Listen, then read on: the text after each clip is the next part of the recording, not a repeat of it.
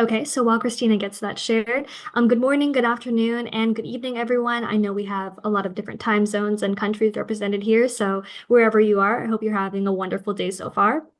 Welcome to the closing ceremony of the fourth GNEC Hackathon. We are so grateful to have all of you with us here today. My name is Arushi. I'm one of your moderators today, and I am an incoming freshman in college in the United States. I was also a past winner for the third GNEC Hackathon, the one we had last season. I'm also currently an intern at the World Assembly of Youth, or WAY, and I was a judge for the fourth GNEC Hackathon. I'm the other moderator. My name is Christina Chen, and I'm an incoming junior in high school, along with being a past winner of the second GNEC Hackathon and intern at the World Assembly of Youth. We are thrilled to welcome you to the largest GNEC Hackathon in history with 1,700 participants, 160 innovative projects, and representation from over 80 countries around the world. This global gathering of passionate changemakers has brought bold ideas to life, and we cannot wait to celebrate their impact with you. In addition to being the largest GNEC hackathon in history, we are also the first with a specific theme of two United Nations Sustainable Development Goals. Sustainable Development Goal 5 aims to achieve gender equality and empower all women and girls, while SDG 10 seeks to reduce inequality within and among countries. Although our participants developed 160 amazing projects relating to this theme of two key sustainable development goals, we could only select 3 winners. And we'd like to commemorate their victory with this ceremony today, as well as hear from our partners and guest speakers.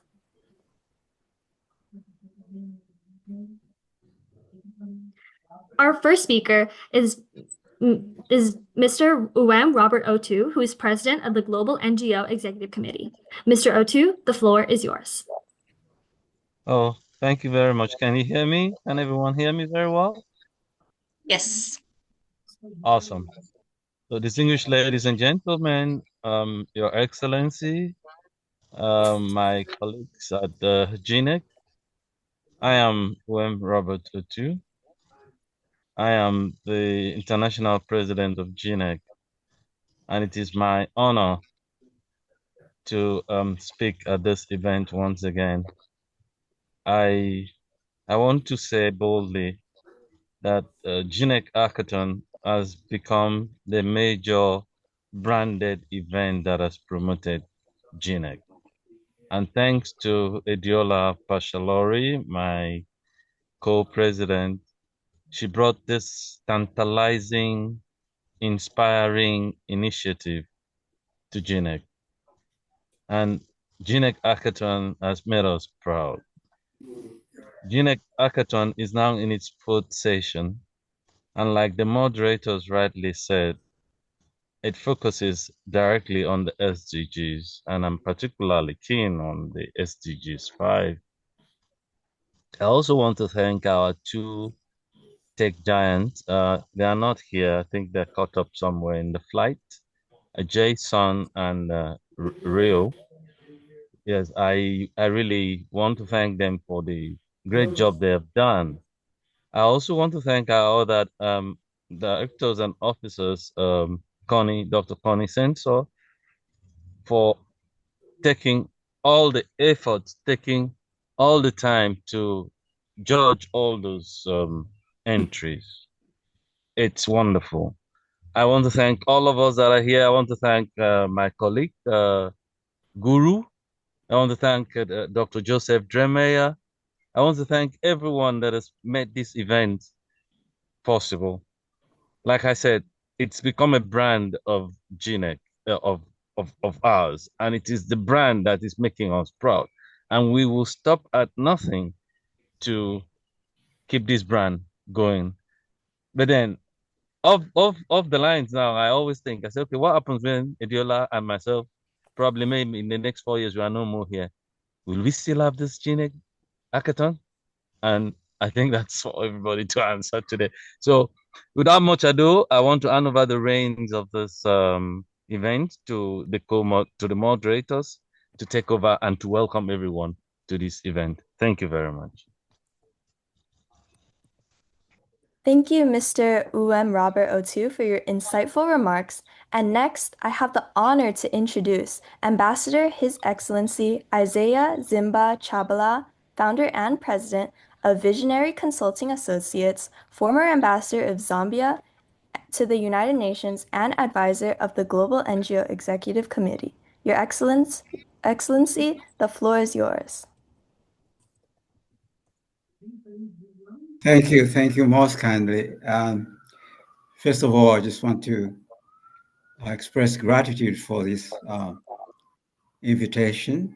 I'm relatively new to GNEC, but I'm very excited for being here, and I just look forward to getting involved with your outstanding contribution to the work of our beloved and indispensable organization, the United Nations.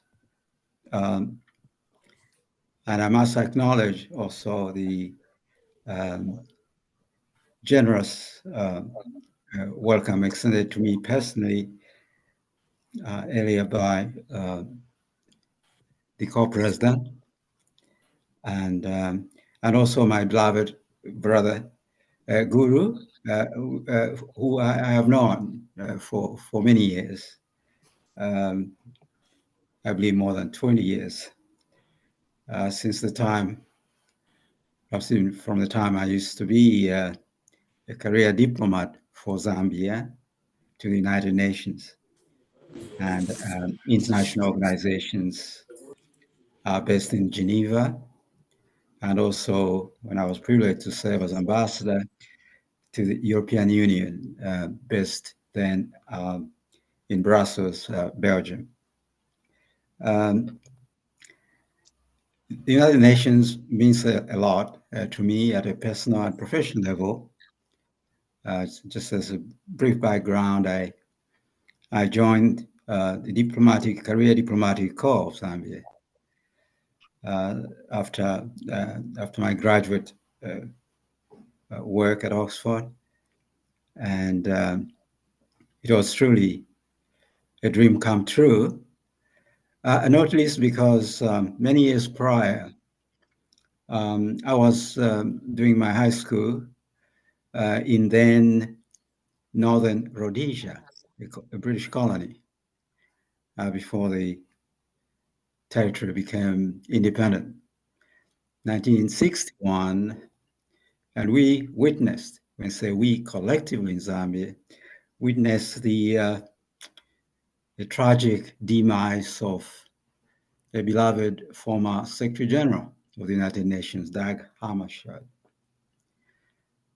It was a grief, and one that made an impact on me, as I said then, as a high school student. And I started to read more about him and to understand more about the United Nations. It was a tragedy. The entire nation at the time mourned his passing. And so after that, I went on to do my undergrad. And I didn't know, frankly, looking ahead, I majored in economics and French, and I thought I was going to perhaps join the business sector, just like my dad was at the time. But God, the divine supreme, has plans for each one of us. I found myself in the public service. The government needed help. Zambia, again, an historical fact, at the time of independence, had about 100 university graduates. So they needed everyone to help with public service. So that's how I went to Oxford for my postgrad, and afterwards I was appointed into the diplomatic service. I served briefly in Tanzania and then came over to the United Nations here in 1973. So I've had quite a long-standing career for over 31 years, and subsequently on retirement, I found myself in the civil service, rather civil, I would say civil society. That's another story, long story. It was a revelation. I'd been praying after this before retirement. My mantra was in the meditation, God, as I prepare to move on my spiritual journey, let it be not what I want to do, but what you want me to do. And 14 months later, I received the revelation. Clearly, it was to serve and to save in the empowerment of women and girls. Again, it's a very touching story, but that's how I found myself very actively engaged in the fulfillment of SDG 5. And I don't know whether you can see it, but I have here, this is a UN badge with UN Women. This was given me by the UN Women. It was 2011. I didn't ask for it, but it was in acknowledgement of the work that I was doing, I've been doing in this sector. Now, fast forward, I'm excited that the SDG 5, thanks to the GNEC, as receiving this important or highlighting of this. I feel very passionate about this SDG, of course, alongside 16 others, but I call it the mother SDG, because the role of women is sacred, ordained from a spiritual perspective, I call the love creation story. The supreme divine made man and woman equal in his high image. And that sacredness, I believe, is extremely important for us to highlight in whatever we do. No one, no man, nobody must mess around with this. When I use the word mess, we have to highlight the significance and the role of women. It is half the sky, as one author put it. We cannot achieve not just the SDGs, but also all the goals of the United Nations without the equal participation of women and girls. I hold that, for me, extremely, extremely important. And I'm glad that this is one of the two SDGs with other inequality, again, very direct connectedness, I would say interconnectedness, because it deals with equality. And without women being assigned the equality that they deserve, that is ordained from the divine, we together as one shared common humanity would not accomplish the goals of the United Nations and the goals of our humanity. Now, another factor that is very dear to me, again, going back to Zambia, where I was born in Northern Rhodesia, but I come from a matriarchal family. As a matter of fact, it's only only women become chiefs. So, and I grew up in a family where we had 4 siblings above me.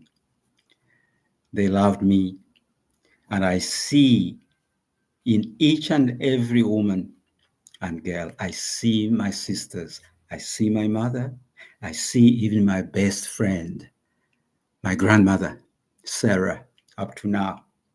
She has transitioned, but her spirit lives on strong.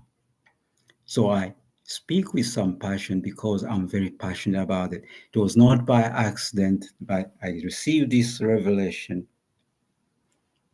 Since I've mentioned, I'll say it. One night, even as I was working, helping another woman, a friend, run a trust for the education of HIV/AIDS orphans in Zambia, as I waited on my revelation. And one day I woke up and I opened the Bible by my side. Woke up at 4 a.m., opened the Bible by my side, and this finger, the index finger, touched a verse. And I've never forgotten that verse. To paraphrase, but in fact, it's correct, it's accurate. Stop doing wrong. Learn to do right. Seek justice. Encourage the oppressed. Plead the cause of the orphan. Defend the widow. Immediately I read that, I knelt down and I prayed, thanking God, because that's exactly what I was doing. Then after a few moments, I said, wait a minute, where is this from? And I looked, it was from the book of the prophet Isaiah, chapter 1, verse 17.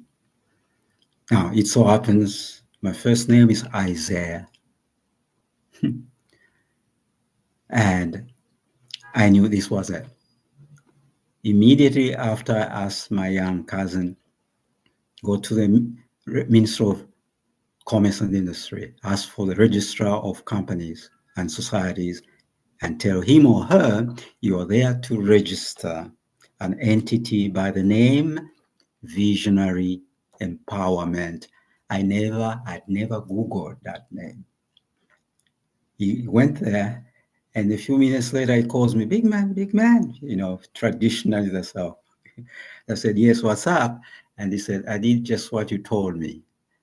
And the man Google searched, there was no such name. And he said, yeah, you got it.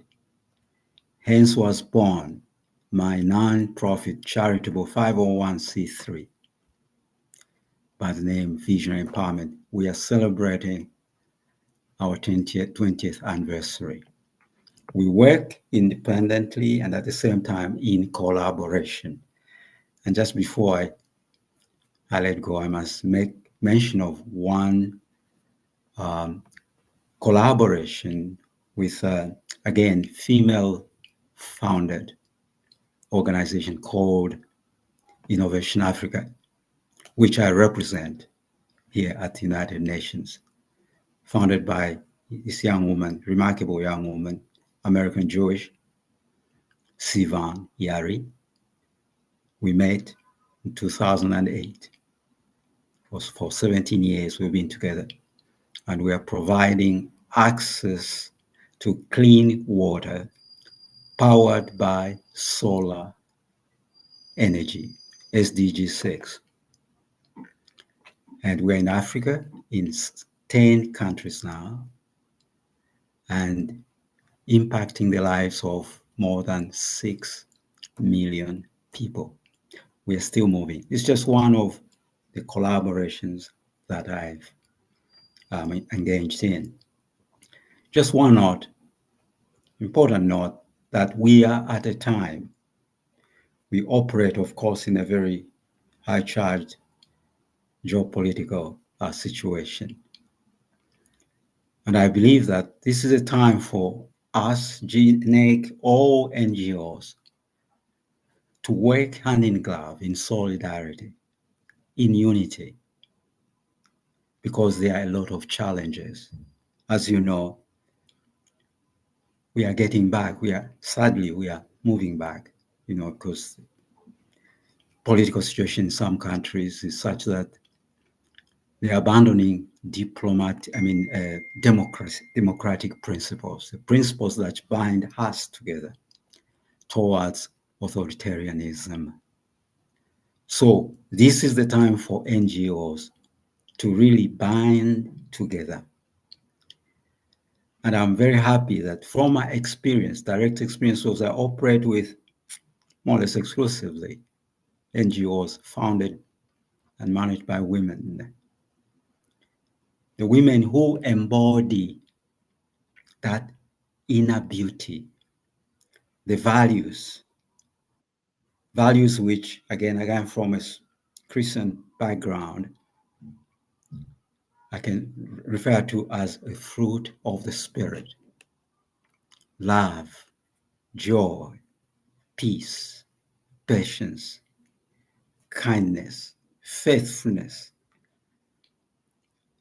self-control, and all other beautiful values. These values, again, from my experience, are manifested best by the feminine agenda. We collectively, as NGOs, really deserve, we owe tribute to women for us to fulfill the SDGs, to remain resilient, for us to be empowered to fulfill the SDGs with one principle: leaving no one behind. Again, that is something that comes naturally out of women leadership. Not on leadership, moral leadership, principled leadership. That's what we need. That's what the United Nations, the world needs. Above all, we need that to counter the challenges,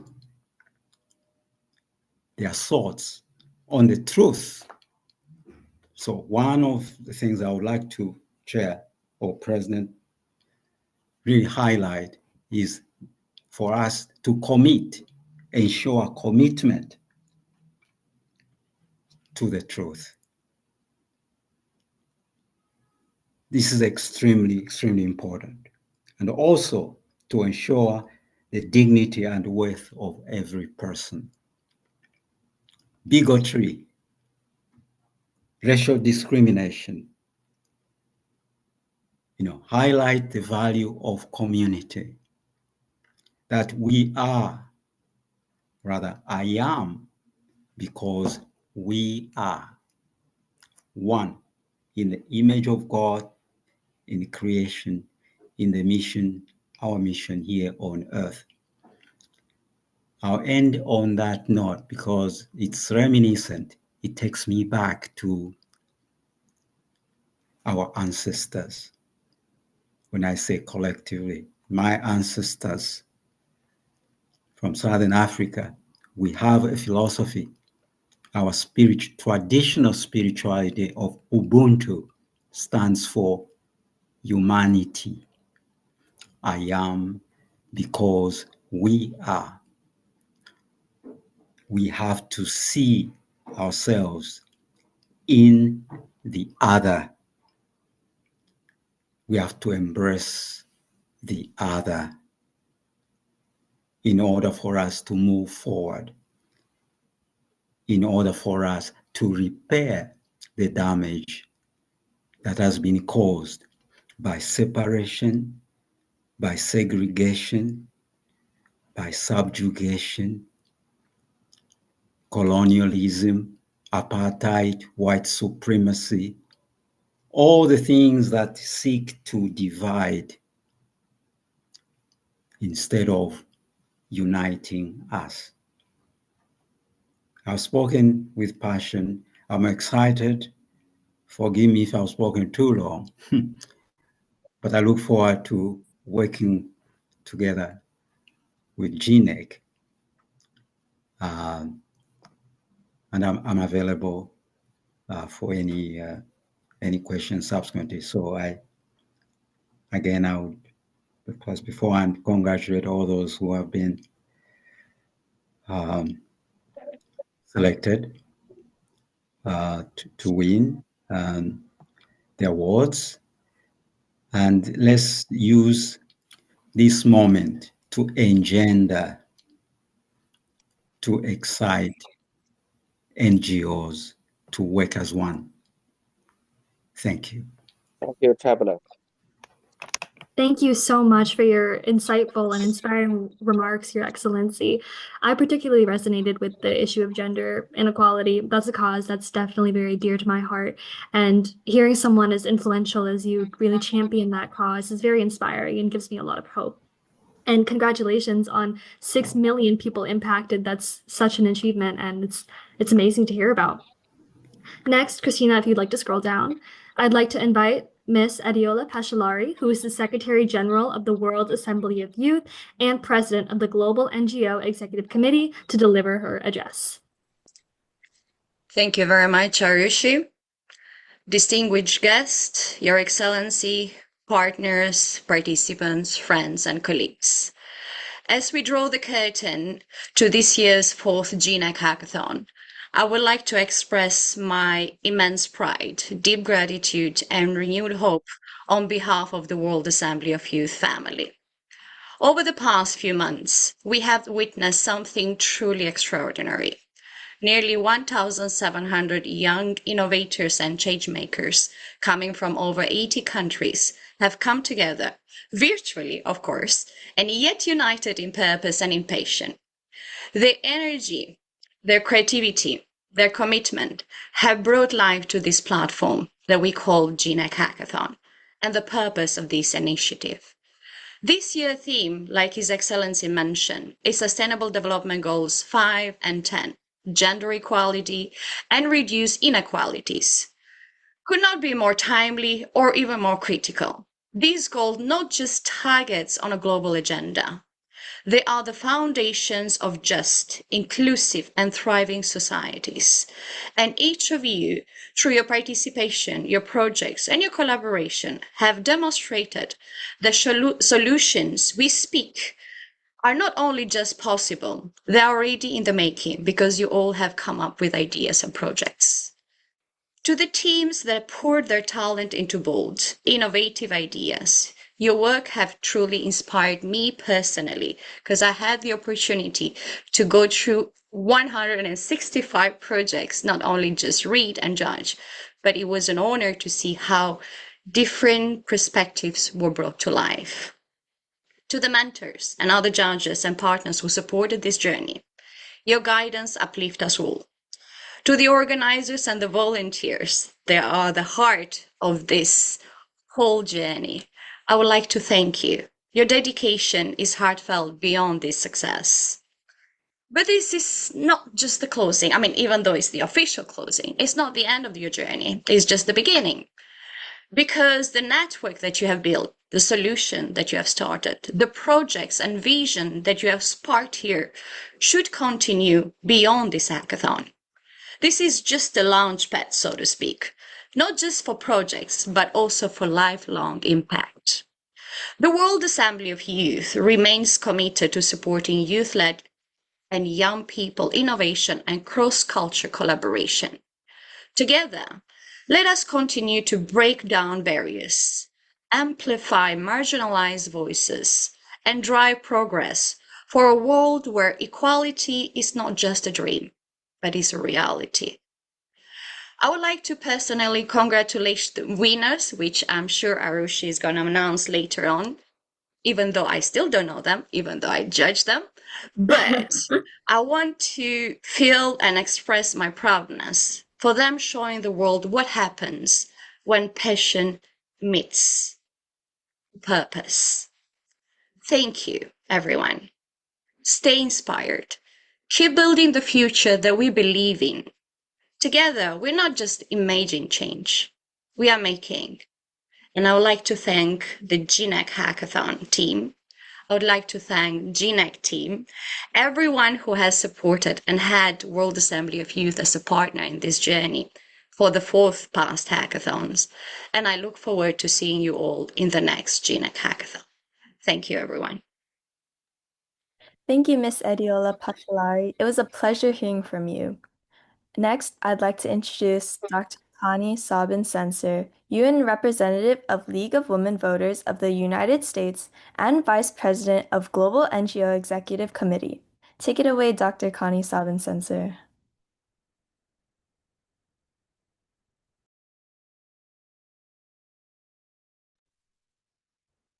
Mic is mute. Sorry. Well, There we go. Thank you, Idiola, for your inspirational remarks, and Ambassador for all of the wonderful things that you had to say in support of these two SDGs, 5 and 10. I think we're all doing amazing work, and it's so nice to be in a group of people that come together with common purpose and passion, just like Idiola said. So I thank you for the opportunity to offer remarks on behalf of the League of Women Voters. The League of Women Voters has been a sponsor of the GNEC Hackathon since its inception. And the mission of the League of Women Voters is to defend democracy and empower voters through education, advocacy, and litigation when necessary at the local, state, and national level. So we have been engaged with the UN since its inception in 1945. The League was founded in 1920, and it was a merger of the National Council of Women Voters and the National American Women's Suffrage Association. It was referred to as a mighty political experiment. It aimed to help newly enfranchised women exercise their right to vote. Today, the League has expanded our vision of a more inclusive democracy where Americans, regardless of gender, sex, race, ability, or party, can see themselves represented in our government.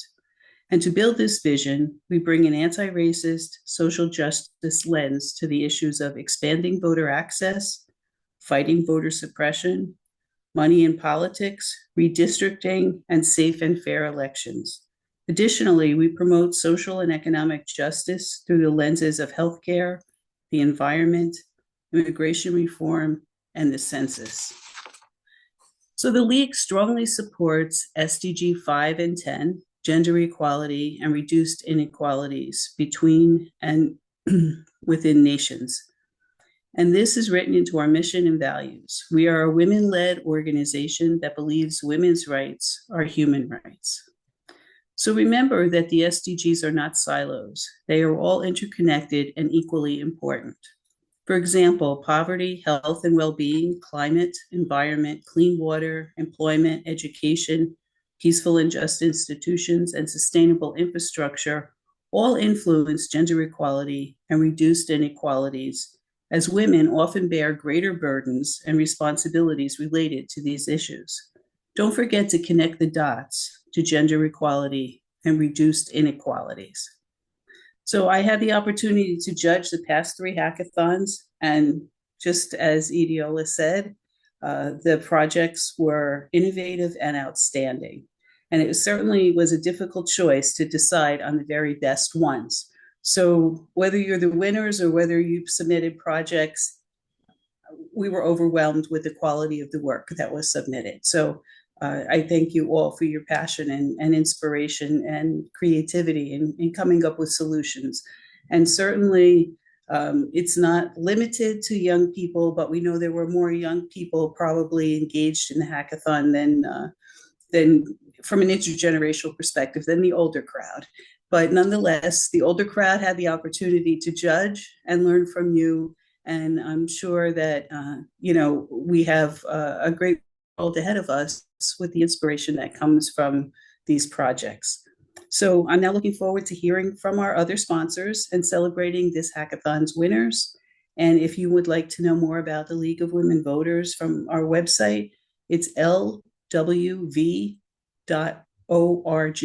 lwv.org. And thank you very much. Thank you so much, Dr. Sensor, for your words. The work that your organization conducts is critical, and the support we have received from you to run the GNEC Hackathon is incomparable and irreplaceable, so thank you. Next, I'd like to invite Dr. Sandra Timmerman, the UN representative of the International Federation on Aging and the Secretary of the Global NGO Executive Committee, to please deliver her remarks at this time. Hello, everyone. I'm very pleased to be here and am so proud of all of the entries for the hackathon. It's great to be a part of GNEC and also to represent the International Federation on Aging, which is a part of GNEC as well. You probably wonder why the International Federation on Aging is so involved with younger people and issues related to youth. But we strongly believe that we need to take an intergenerational approach to everything that we do, so no one is left behind. And particularly in the area of women inequality, there are so many abuses of women of all age, including older women who are often discriminated against and forgotten. And certainly inequality applies across the generations. The other thing I do want to say about the International Federation on Aging, which represents organizations, academia, governments in about 60 countries, is that we believe strongly in working together with the generations to solve some of our bigger problems: climate change, migration, wars, poverty, everything that you all have been working on. So I am very happy to be here today.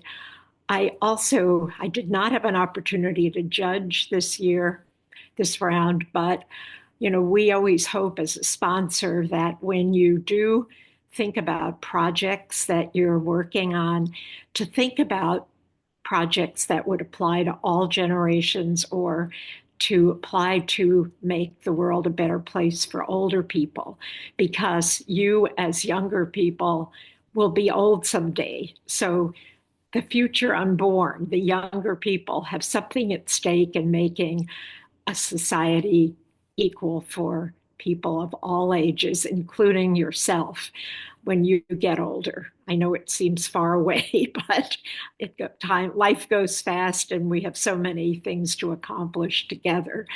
So with that, I'll close my remarks and thank everyone for their support.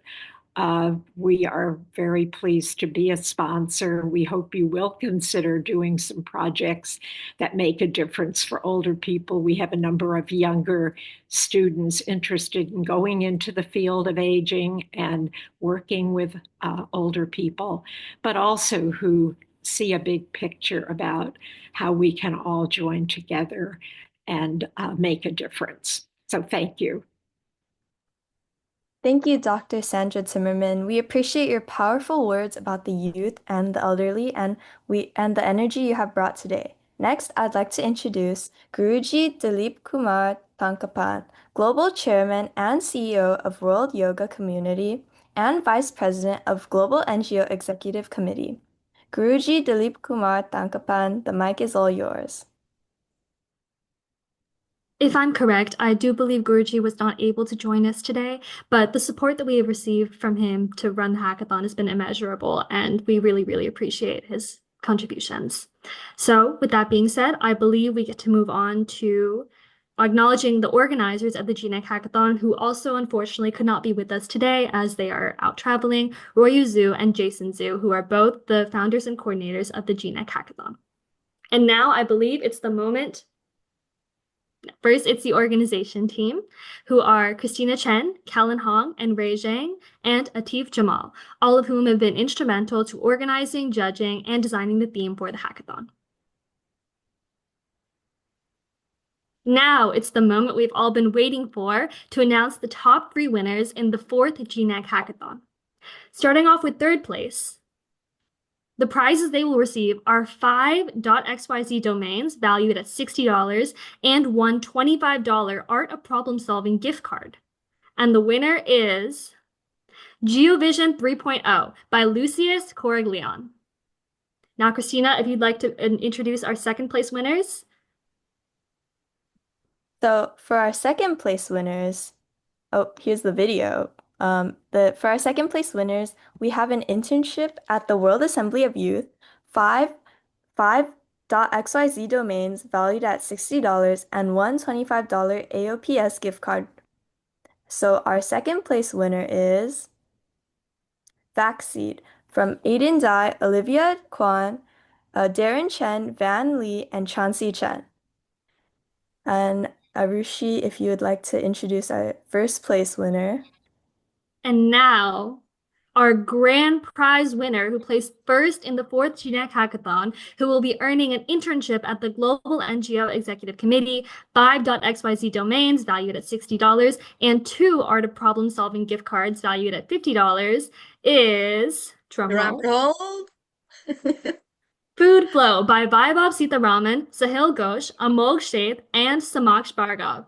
Congratulations to all of our winners. Your projects were incredibly inspiring and gave us a lot of hope for the future. Congratulations. Now, Christina, if you'd like to scroll.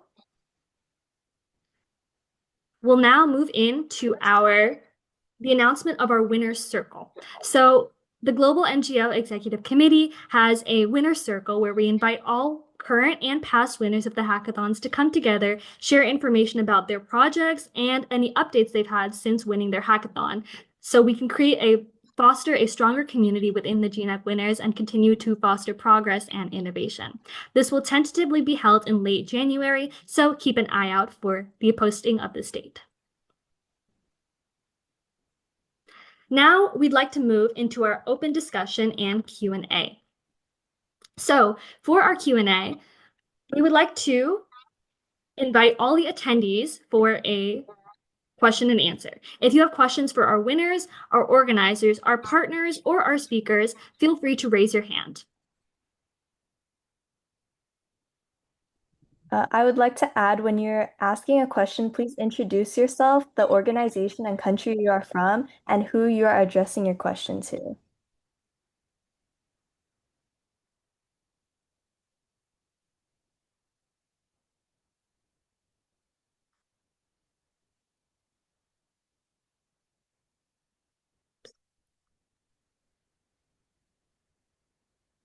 Christina, you can remove the share screen for now, but I think I read that Chiron wanted to say a few words earlier. I don't know whether he's online. No, it might have dropped. Yes, Diana. Yes, I would like to ask a question, sorry. To the 1st place winners, what was your vision behind your project? How did it come to be? That's a good question that we will organize with the winner themselves, because due to time difference, they couldn't join us in this platform. But if you have a question for the guest speakers that are in here today, you're more than welcome to ask them. Ms. Pashalari, I can speak on this a little bit. So as a judge of Food Flow, which was our 1st place winner, I do have a little bit about their inspiration behind the project, which I'd love to read right now. So the inspiration behind their initiative came as a result of what they observed. The United States, is wasting 120 billion pounds of food every year, while at the same time, 44 million Americans don't have enough to eat.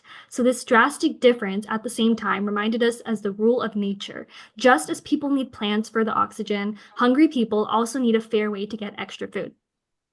Nevertheless, the leave of humans and plants is not alike. Our method of sharing food is terribly defective. While doing the research, we realized that the extra food in the Central Jersey area was not being distributed by any local organizations. Therefore, the local problem was a good illustration of the much larger unfairness that the UN Sustainable Development Goal 10 was aiming at. Our plan was to create the technology, a system to make sure that perfectly edible food is not being thrown out when there are hungry people nearby. So essentially, food flow is a flexible system where food donors and recipients are brought together through a self-running, user-friendly, and automated algorithm. The technicalities behind this project are definitely very complex, but the real purpose behind it was incredibly inspiring, and this was a very innovative way to address it. Amazing. Thank you. That was a wonderful response. Of course. Dr. Timmerman, please go ahead. I was thinking about how many students participate, and I thought, how do we get all these people interested? And probably Ideola can answer that, but all of you, I would like to know that. And also, as I said, try to get some students who are interested in the aging field and intergenerational work to participate, and maybe some older people who want to do their projects too. You wouldn't discriminate against us, right? So if somebody could answer your method of getting people to join in, I'd like to hear that. It's very impressive. I'm happy to answer that, Sandra, for you. Beside the wonderful team that we have that promotes the event, each hackathon, that tirelessly share in their different network and social media and so on and so forth, I believe what young people need is a platform for them to voice out the issues. And through GNEC Hackathon, we are providing them this platform for them to not only come up with ideas that address the sustainable development goals that we have done in the past 3 hackathon, but also working with different members, we instill skills that they need to develop further in a way, which is communication, teamwork, presentation, project development, and so on and so forth. So once these people from everywhere in the world register to our platform, they gotta find different team members and focus on a project that they work together. Some of them work individually, like one of the winners or the moderator that is in this platform, Arushi. Whereas in Christina's case, there were 5 of them that they worked together and they came up with a project. So that is what they do. Young people need that platform, not just that official seat at the table, so to speak, but they need those platforms where they can have opportunities to share not only ideas, not only projects that they want to come up with, but also commit to involvement in addressing sustainable development goals, addressing issues that it has affected them personally or in their community together. And why not come up with something that is as wonderful as what they have done for the past 4 hackathons? So yeah. GNEC offers that. Yes, go for it, Irish, please. If I could add to this, yes, I think Ms. Pashalari hit the nail directly on the head. As a young person myself who was inspired to join the GNEC Hackathon, what really drew me to it was the fact that it was a platform. It was a way to make my voice heard.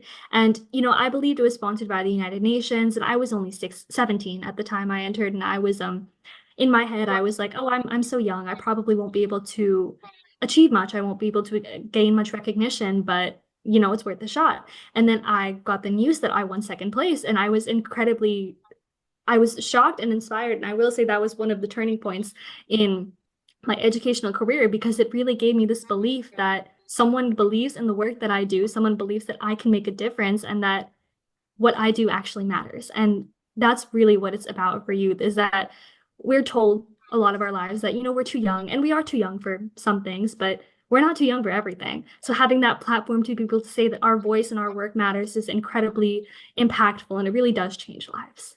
So can I just say something too? We learn so much from you. You inspire us, and you bring a new dimension. And I think it's so important for for people of all ages to get together. And because once you're all together, your age almost doesn't matter. When you first see people, you see a young person or you see an old person, and you maybe prejudge them. I know older people sometimes say, oh, those young people, they're always on their phone.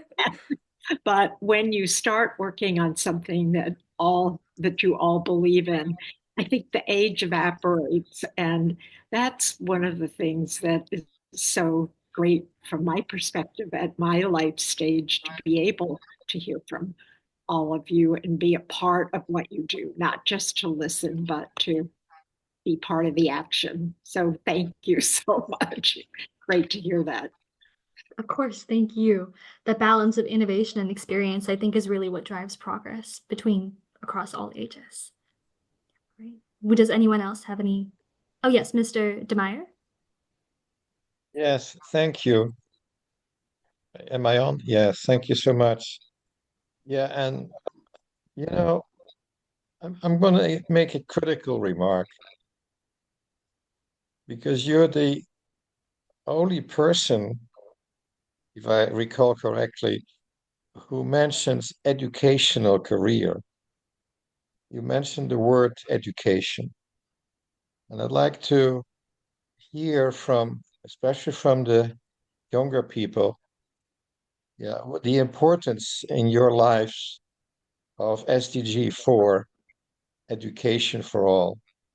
And education for all includes education for women and girls also. Yeah, it addresses any inequality.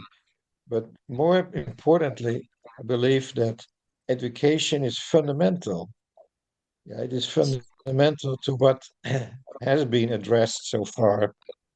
So I'd like to hear that word more. And also I'd like to hear from younger people their formulation of how education formed their, and not only their career, but maybe more importantly, how it's, and I speak as a psychologist now, how education formed your personality, formed your character development. Mm. I do love that question. I think it gives me a little bit to think about. I'll answer the last one you said about how it formed my personality. And I would say I've definitely had access to more educational opportunities than others, and I'm very grateful for that, especially in the form of online free content. So, for example, I am very interested in computer science and technology. That's what I'll be studying at college in the fall. And having access to resources on the internet that are free and are comprehensive enough to be able to teach me a whole coding language, to be able to teach me how to conduct my own project. Having that access to those educational opportunities was what enabled me to create my project that won second place at the GNEC Hackathon last season. Without having those opportunities, I really would have never been able to dream of having that kind of impact or having that kind of power to eventually affect some lives and make some lives better. I would say that it really reformed my personality because having those resources made me more motivated and more persevering. Because I know all those opportunities are out there, I think it would be a waste if I didn't use them. So I've increased my motivation, my drive to actually access these resources and put them into play and, bypass all my laziness and just wanting to, relax and watch TV, and actually use the educational opportunities that I have to me and make a difference because I know that I can. I know that I have the opportunities to, and I know that I have the drive, the motivation, and the perseverance to turn those opportunities into something that can really help people. So I would say having access to the opportunities that I've had today was incredible. And it's something that I might take for granted here and there, but really it is something that has shaped who I am, has shaped not only my academic and my educational journey, but also my personality. It's made me more persevering and more resilient. And this really does make me understand the importance of the UN SDG 4 because education should be right. It's so incredible and it's the power that it has on young people is understated. But if I may add, Joseph, even though we don't mention SDG 4 in here, because our focus was SDG 5 and 10. We do know that education comes in all sort of forms, informal, non-formal, and formal education.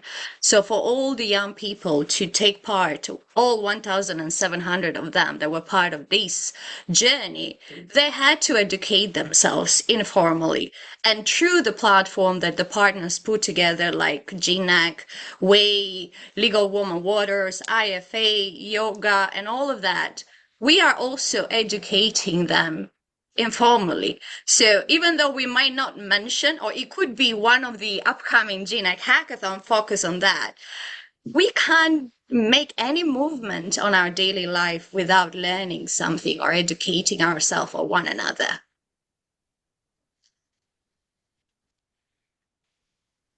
Definitely. I mean, even to host this event, me and Christina moderating this event, we learned a lot from Ms. Pashalari in the last couple of weeks on how to smoothly transition between events. So really, yeah, I My definitely agree with pleasure. what you were saying. Okay. If I may just Oh, of course. yes, add to the, it's extremely, I'm really enjoying listening to this. It's yes, the notion of intergenerational, and for me brings to mind the sustainability aspect. So the marriage, the interconnectedness of the two SDGs, SDG, of course, I call it the mother SDG 5, and SDG 10 speaks to that.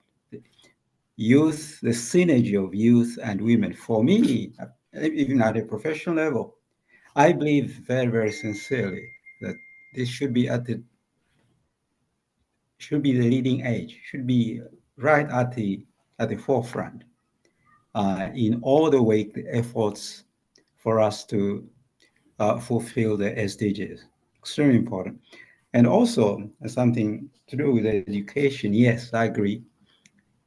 Informal education and even reaching way back, especially now we have, of course, the youth demographic is growing. Africa, I believe, demographically as the largest, and both a challenge and an opportunity. A challenge in that there's a risk to sort of, unlike the way we grew up, I'm in the senior citizen category, there is a very real risk of the youth forgetting or ignoring the roots, the ancestral roots, the rich knowledge of our ancestors. And when I made my remarks, there was no way I could ignore mentioning Ubuntu. That's the traditional spirituality or philosophy of Southern Africa, not South Africa. South Africa is part of Southern Africa. You may have heard of Archbishop, yes, since transitioned, Desmond Tutu, and Mandela himself, Nelson Mandela. And you may have heard of the Truth and Reconciliation Commission. If not, you need to do a little bit of reading about it. Because thanks to the Truth and Reconciliation Commission, which was chaired by Anglican Bishop, Archbishop Desmond Tutu, they were able to invoke the values of Ubuntu, love, joy, etc., including reconciliation, vulnerability, and forgiveness above all, to resolve the problem of apartheid. That is, and Archbishop Desmond Tutu, in his book, There's No Peace Without Forgiveness, mentioned this. He says, without invoking those values of community, of togetherness, forgiveness, reconciliation, to move forward and to ignore, forget the past or learn from the past, there would have not been a viable resolution of the apartheid or white supremacy issue. So yes, it's important.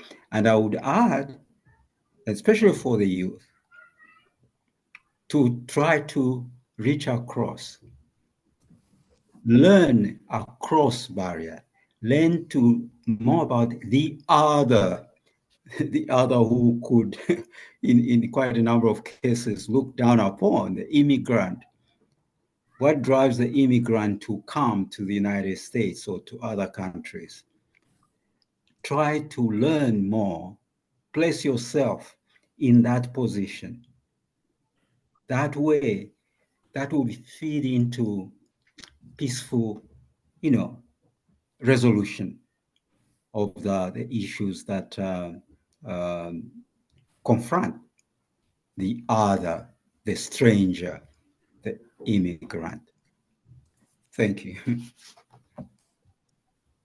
Thank you, Your Excellency. That's definitely something that me and Christina and other youth would pore over and definitely give some thought to. And now we are running a little bit over time, so we'd like to transition to our closing remarks. Congratulations again to our winners. We were so inspired to hear about your vision for the future, and we're so excited to see where you take these amazing projects and hear about your updates at the Winners Circle sometime in January. We also like to thank the 8 partners that we had and our guest speakers for your insightful and inspiring remarks. Thank you also to those who are behind the scenes running the hackathon, all of our judges. We couldn't have done it without you. And I would also like to thank our judges for taking time out of their busy schedules to judge, go through 160 projects. And an exciting statistic about our judges is that they're all from different age groups and organizations. I'd also like to once again congratulate the winners of the 4th GNEC Hackathon for all their hard work. And last but not least, I'd also like to give my thanks to Arushi for helping me in moderating this fantastic closing ceremony of the largest GNEC hackathon in history.